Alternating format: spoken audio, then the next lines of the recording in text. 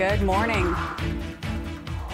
Morning to you. The Ford government is expected to announce today what level of restrictions Toronto and Peel region will be placed under when stay-at-home orders lift on Monday. Health officials in both Toronto and Peel are asking to enter the grey lockdown zone, the highest level of restrictions in the provincial framework.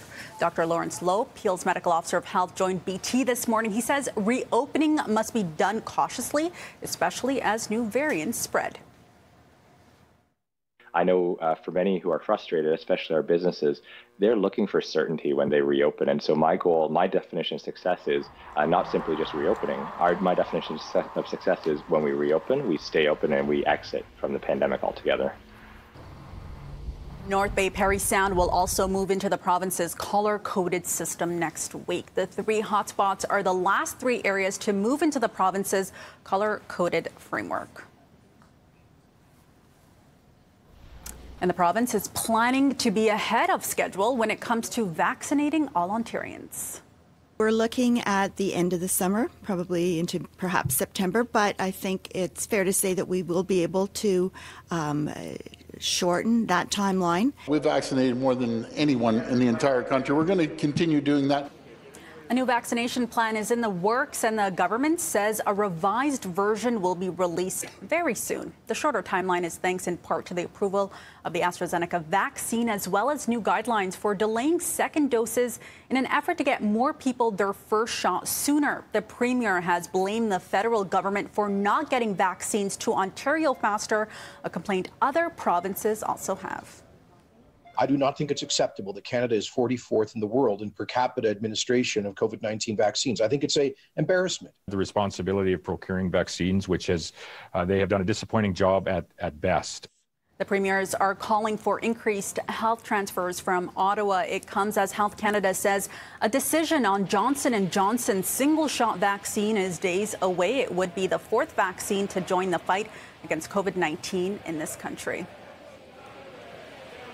Canadian municipalities are calling on the federal government for a boost in funding to create more affordable housing.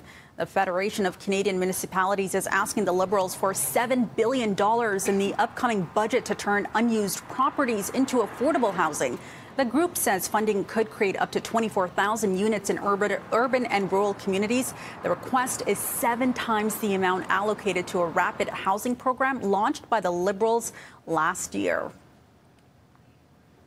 Canadian Airlines could be getting up to $9 billion in a support package from Ottawa. Unifor says talks with the federal government are reportedly in the final stages. The union representing airline workers and 2 pilot unions are calling for federal loans at 1% interest over 10 years, as well as a plan to safely restart air travel. This comes as Air Canada continues to promise refunds for passengers forced to cancel flights during the pandemic. Prime Minister Justin Trudeau speaking from Ottawa this morning at 11:30. You can watch it live on citynews.ca. And to world news this morning, Pope Francis has arrived in Baghdad and now begins his first ever papal visit through Iraq.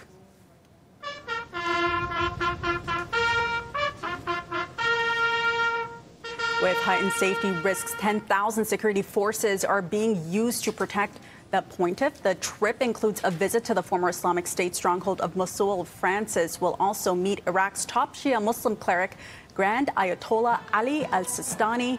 The Pope will meet a limited number of people due to COVID restrictions. This is the Pope's first overseas trip since 2019. Police at the U.S. Capitol, still reeling from January's deadly attack, want thousands of National Guard troops to extend their Washington stay. The Department of Defense is reviewing the request to have troops stationed at the Capitol for another 2 months. It's unclear why Capitol Police have requested the backup. But Capitol Hill is on high alert after American intelligence warned a group of violent militia extremists discussed plans online of another potential attack. Nearly 5,000 troops have been in D.C. since President Joe Biden's inauguration. They are scheduled to leave next week. Time now, 7:08 a.m. Devo, good morning to you.